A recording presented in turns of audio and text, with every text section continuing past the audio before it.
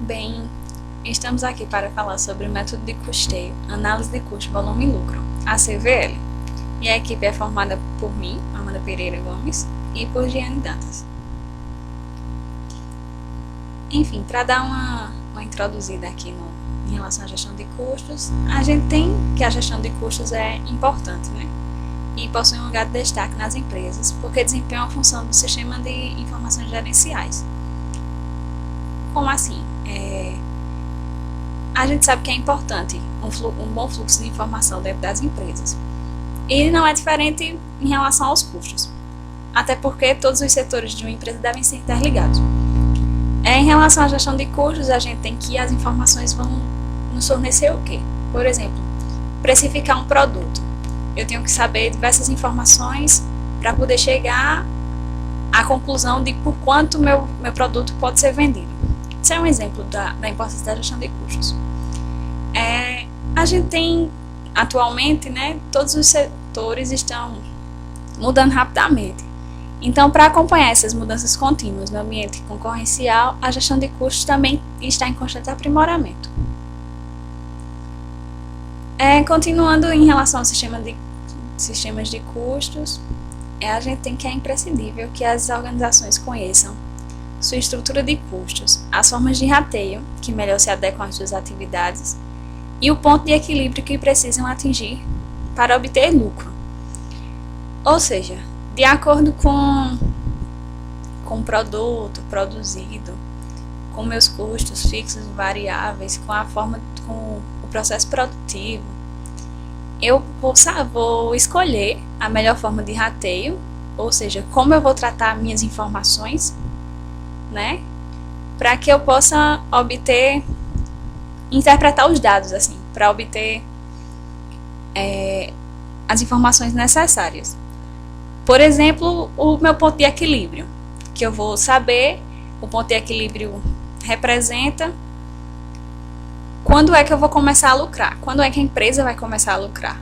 Então, a gente vê que é muito importante para as organizações conhecer, ter todas essas informações, né?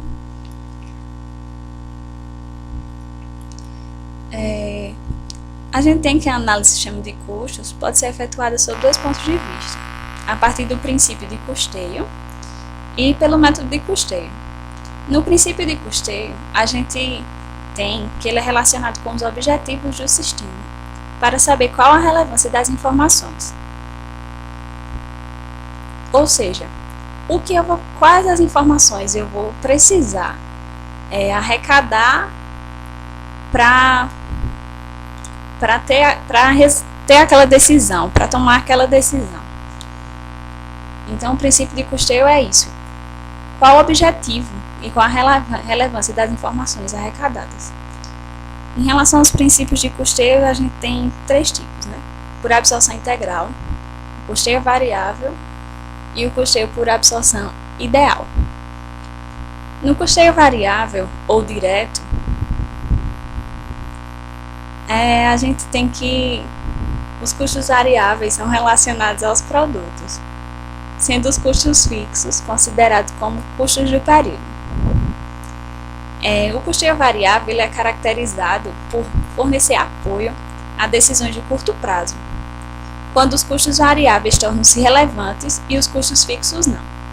Por que se diz que os custos fixos não? Porque para tomar decisão de curto prazo, provavelmente você não vai considerar o custo fixo do aluguel, do prédio ou algo do tipo. E outro ponto a deixar claro é que se eu for tomar uma decisão de longo prazo, se eu for pegar um período muito longo, a longo prazo pode ser que custos que são considerados fixos se tornem variáveis. Então essa é outra característica para deixar bem claro assim, que são decisões de curto prazo. A gente toma um horizonte de tempo bem menor. No custeio por absorção integral ou total, trabalha-se com a totalidade dos custos, ou seja, a soma dos fixos e variáveis. E essa totalidade é distribuída nos produtos. Diferentemente do custeio por absorção ideal, onde todos os custos também são computados como custos do produto. Só que aqui na absorção ideal desconta todos os custos com desperdício. Ou seja, os desperdícios, aquilo que foi gasto de forma não eficiente, não é distribuído aos produtos. Esse tipo de custeio está sendo mais implantado nas empresas por fornecer até assim uma mudança em relação à política da própria empresa. Ou seja, sabe-se que tudo que foi gasto de forma não eficiente não vai ser mais distribuído nos produtos. Ou seja, aquele custo não vai tornar receita. Eu não vou ter Como pagar? eu não vou ter. Nesse caso, eu não vou ter como pagar. Tipo, eu não vou ter rastreado esse desperdício e com o não desperdício desse rastreio, né? No caso, como eu não vou rastrear o desperdício, eu não vou ter como mensurar isso ou custear para pagar mais tarde. Ou seja, vai me tirar do lucro isso. Vai me tirar do lucro. Então, quanto mais eu tenho um desperdício, menos lucro eu vou ter. Então, menor vai ser a minha margem de lucro. Enquanto no custeio por absorção integral, meio que os clientes vão pagar pelo que eu gastei com desperdício, na absorção ideal já não. A empresa vai ter que arcar com aqueles gastos de desperdício. Eles não serão mais passados por clientes, podemos dizer, né? Então, isso meio que gera uma mudança na política da empresa, onde vão ser prezados atitudes que realmente diminuam esses desperdícios para assim aumentar o lucro, né? Em relação ao método de custeio, a gente tem que ele representa como os dados obtidos serão processados para a obtenção das informações necessárias. O método de custeio é bem aquilo, é o processo que eu vou ter para transformar os dados obtidos no que eu quero. Meio que isso.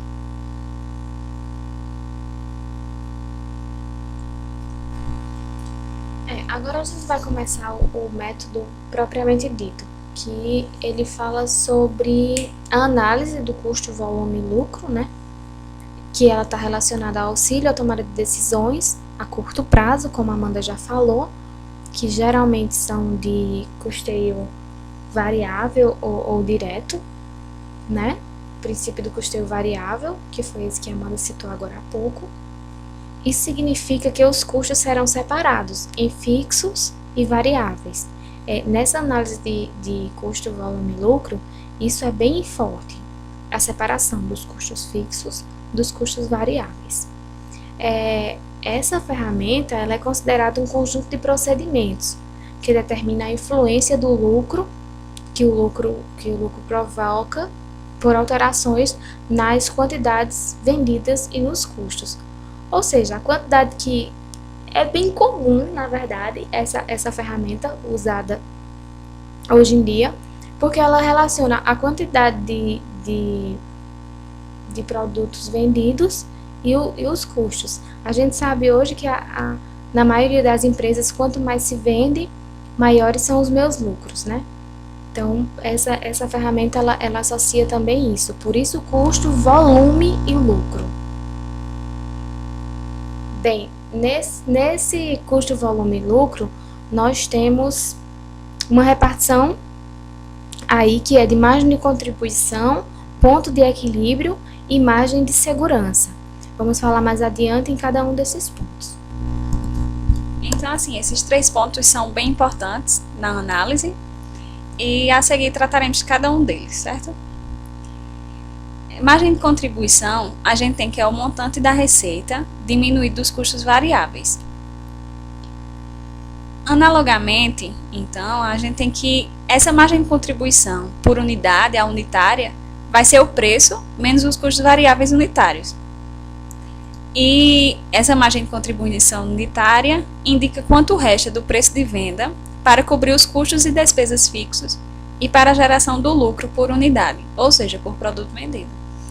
Essa margem vai me dizer o quanto do preço de venda foi destinado para cobrir os meus custos e despesas.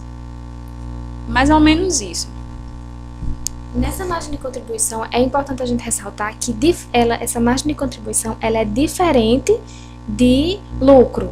Então, assim, lucro é uma coisa e margem de contribuição é outra. Até porque nessa margem de contribuição, os únicos custos que estão sendo considerados são os custos variáveis. Então, assim, custos fixos e outros custos que não estão diretos relacionados com esses custos variáveis unitários, eles não estão inclusos. Se eu vendo uma caneta por 15 reais e eu compro ela e o meu custo é de 10 reais para produzi-la, então, na verdade, o meu custo variável é de 10 reais, esses 5 reais é minha margem de contribuição, mas não é o meu lucro, porque fora isso, eu tenho outras variáveis, outros custos que estão embutidos nesses 5 reais, que não é o lucro. É como fala na observação aí. Quanto maior for a margem de contribuição unitária do produto, melhor será para a empresa, porque eu vou ter uma maior margem para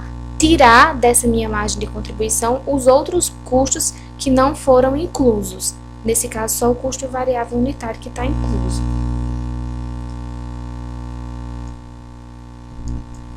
A gente tem também a razão de contribuição. A razão de contribuição é representada pela margem de contribuição unitária sobre o preço. Essa razão de contribuição vai ser o percentual da margem de contribuição. Representa a contribuição, em termos de porcentagem, da parte das vendas que excederá os custos fixos e originará o lucro. Então, é como se fosse a margem de contribuição em termos de porcentagem. Quantos por cento do meu preço é destinado, excede os meus custos fixos. Enfim. Quando dentro do processo produtivo existe um fator que limita a produção, um fator limitante, a gente deve calcular a margem de contribuição de acordo com esse valor. Não adianta eu calcular uma margem de contribuição se tem um fator que limita aquilo e que aquela margem de contribuição calculada não é realmente aquilo. Então, eu devo dividir minha margem de contribuição de um produto pelo quanto se utiliza desse fator na fabricação do produto. Certo? Aqui a gente tem um ponto muito importante na análise de custo, volume e lucro, na CVL. O ponto de equilíbrio ele é definido como o nível em que o volume de vendas se iguala aos custos totais, ou seja, o ponto em que o lucro se iguala a zero. O ponto de equilíbrio ele representa, a partir daquele ponto de equilíbrio, eu vou ter que minha receita vai se tornar maior do que os meus custos e aí a empresa vai começar a lucrar, o meu lucro vai aumentar. E abaixo do ponto de equilíbrio, eu tenho que os meus custos excedem minhas receitas, ou seja, é uma situação de prejuízo. Aqui a gente tem as fórmulas do ponto de equilíbrio, onde o Q0 é representado pelo ponto de equilíbrio em unidades físicas. E para achar esse ponto de equilíbrio em unidades físicas, eu tenho os custos fixos sobre a margem de contribuição unitária. Para achar o ponto de equilíbrio em unidades monetárias, eu vou dividir os custos fixos pela razão de contribuição. E, por último, para encontrar outra forma para encontrar o ponto de equilíbrio em unidades monetárias, é pegar o ponto de equilíbrio em unidades físicas e multiplicar pelo preço de venda. Essas são as formas de achar o ponto de equilíbrio. Esse ponto de equilíbrio é importante ressaltar que ele pode ser em unidades monetárias e pode ser também em quantidade de PA. Um exemplo, quantos produtos eu preciso produzir para começar a lucrar? Ou em quanto em dinheiro eu preciso vender até eu começar a lucrar? Isso pode ser 20 mil PAs produzidos para eu começar a lucrar, ou isso pode ser 100 mil reais vendidos para eu começar a lucrar. Esse é o ponto de equilíbrio. A partir dali, eu vou começar a lucrar. Exatamente. Aqui a gente tem uma representação gráfica do ponto de equilíbrio, onde, como a gente já falou, a área de lucro vai ser quando a minha receita começa a exceder o meu custo total. E abaixo do ponto de equilíbrio, eu tenho que o meu custo excede minha receita. Então, é uma área de prejuízo. E como já foi dito, o ponto de equilíbrio é onde a receita é igual aos custos, em que se iguala aos custos. A gente tem também a representação dos custos fixos aí no gráfico.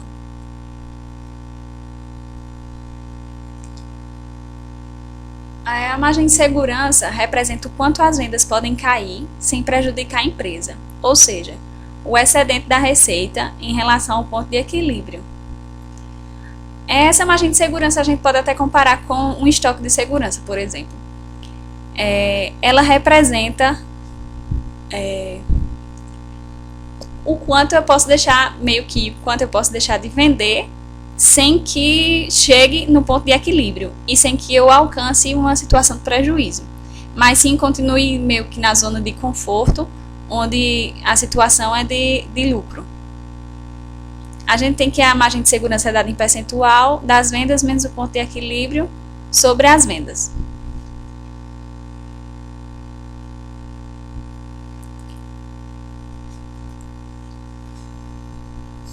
Análise do custo, volume e lucro tem também outra ferramenta, que é o ponto de fechamento.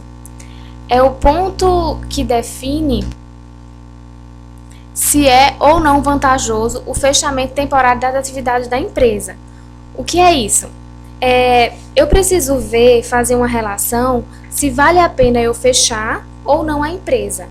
Se a margem de contribuição excede os custos fixos elimináveis, não é aconselhável o encerramento das atividades. Caso contrário, será vantajoso o encerramento da temporária das atividades. Às vezes a empresa são pontos sazonais. Então, nessa sazonalidade, nos pontos de baixa, vale mais a pena para a empresa fechar, quer dizer, os custos fixos eles estão tão altos que não está valendo a pena eu produzir a quantidade pequena que eu estou produzindo. Então, é melhor que eu feche. Nesse ponto de fechamento, a gente vai encontrar esse ponto que não vale a pena fechar. Ou seja, é mais vantajoso para a empresa que esses custos fixos é mais vantajoso para a empresa eu continuar com ela funcionando, porque a minha venda ela está superando, pelo menos garantindo que eu consiga vender, que eu consiga pagar esses custos fixos que estão sendo gerados. Então, não há necessidade de eu fechar nesse caso, temporariamente. Então, já que a margem de contribuição, né, ela vai exceder esses custos fixos elimináveis. Então, dá para aguentar. A fórmula que a gente tem para análise desse ponto de fechamento é o ponto de fechamento em unidades físicas, né? Ela vai ser o custo fixo, os custos fixos eliminados, dividido pela essa margem de contribuição unitária. Então, isso vai nos dar esse ponto de fechamento.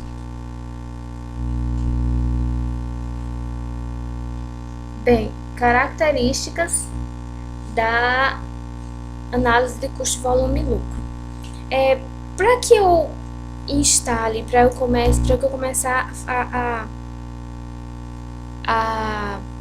usar essa ferramenta, algumas características são peculiares das empresas que usam essa metodologia de custeio, que é geralmente a quantidade de produtos vendidos não altera o preço. Então, independente da quantidade que eu vendo, o preço do produto ele vai continuar o mesmo. Outra coisa, a empresa, ela geralmente abrange apenas um produto, porque se eu ficar mudando muito de produto, eu acabo não tendo confiabilidade no meu rastreio. Um produto ele vai ter um custo variável e um custo fixo, diferente de outro produto. Então, é interessante, produto quando se fala eu produzo caderno, então eu fico produzindo caderno. Eu não vou me meter em produzir caneta, porque caneta os custos são outros. Então, para esse análise de custo, volume e lucro, é importante que eu saiba os custos fixos e variáveis daquele produto.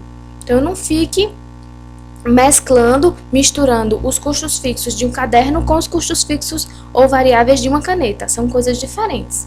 Então, os custos podem ser separados entre custos fixos e variáveis, que essa é uma característica muito forte nessa análise, nessa análise de custo, volume e lucro, é uma característica bem forte. A produtividade e eficiência são geralmente constantes, ou seja, eu consigo manter um fluxo de produtividade bem linear, e a quantidade produzida é igual à quantidade vendida. Assim, a questão de estoque nessa análise de custo, volume e lucro, ela é bem peculiar. É bem naquela ideia de Lean mesmo, de produção enxuta, de nada de desperdício zero. Então, assim, essa análise de consumo de custo, volume e lucro vem com essa característica.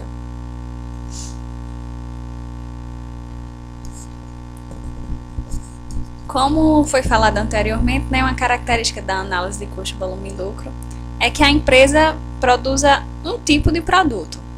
Mas existe também o caso de empresas multiprodutoras, né? Quando ela produz mais de um produto, não se deve determinar o ponto de equilíbrio de acordo com o rateio de custos indiretos fixos dos produtos. A gente tem que, se a empresa é multiprodutora, deve-se analisar cada produto separadamente. O ideal é analisar se cada produto cobre seus custos indiretos fixos e o quanto aquele produto gera separadamente. Porque eu não vou ter como calcular a margem de contribuição nem o ponto de equilíbrio dos diversos produtos fabricados nessa empresa multiprodutora. Então, nesse caso, pode ser usada a CVL, só que separadamente. Para cada tipo de produto, eu tenho um ponto de equilíbrio, para cada tipo de produto eu tenho uma margem de contribuição diferente. E não, alguns autores até dizem que essa análise pode ser feita mutuamente, mas pelo menos Bornia foi um dos autores estudados para realizar esse trabalho, ele afirma que essa análise deve ser feita separadamente. Aqui a gente apresenta algumas vantagens dessa análise, certo? Clareza no planejamento do lucro e nas tomadas de decisões. Então, a margem de contribuição e o ponto de equilíbrio assim, são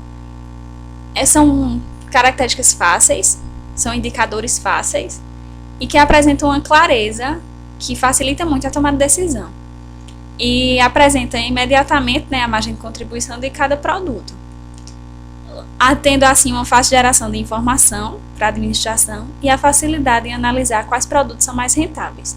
Se uma determinada empresa produz produto A e B, e quando a gente calcula a margem de contribuição, a gente vai saber imediatamente qual produto é mais rentável para aquela empresa.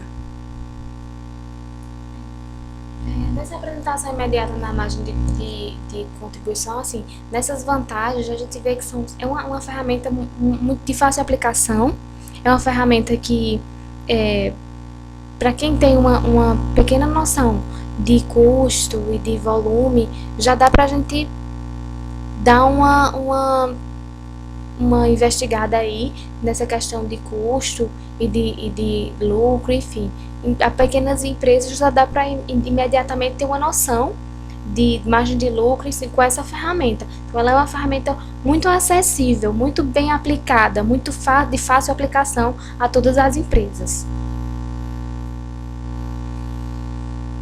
E agora, algumas desvantagens, né? No caso, a exclusão dos custos fixos pode causar, às vezes, uma subavaliação, né? Como geralmente são usadas para essa análise mais curta, a curto prazo, então assim, esses custos fixos, às vezes eles são deixados de lado, e isso não é positivo nessa desvantagem desse modelo de custeio. Então assim, realmente esse é um ponto negativo, porque aí vai alterar os resultados dependendo da quantidade de tempo analisada, né? Pode ser que isso contribua negativamente. A gente também pode ter problemas na avaliação dos custos, pois existem custos semivariáveis e semifixos. Nesse caso, a gente dá ênfase aos custos variáveis, né? E fora esses custos variáveis, existem outros custos, como os custos que a gente não consegue ver, que a gente na disciplina, que são custos invisíveis, né? Que nós não conseguimos ver, ou custos ocultos.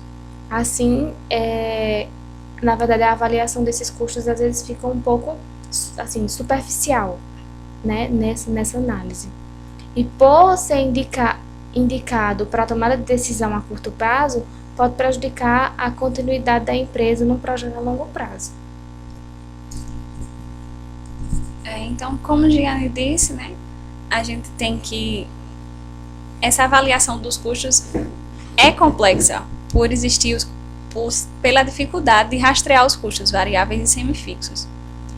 E em relação ao tempo analisado, como é tudo a curto prazo, que aqui é usado, por isso que são analisados mais os custos variáveis, é que pode prejudicar em relação a outros projetos a longo prazo. Ou seja, aqueles dados pode ser que interfiram em algum outro projeto a longo prazo. Então, aqui algumas referências da gente. Obrigada pela atenção. Eu espero que a gente tenha atendido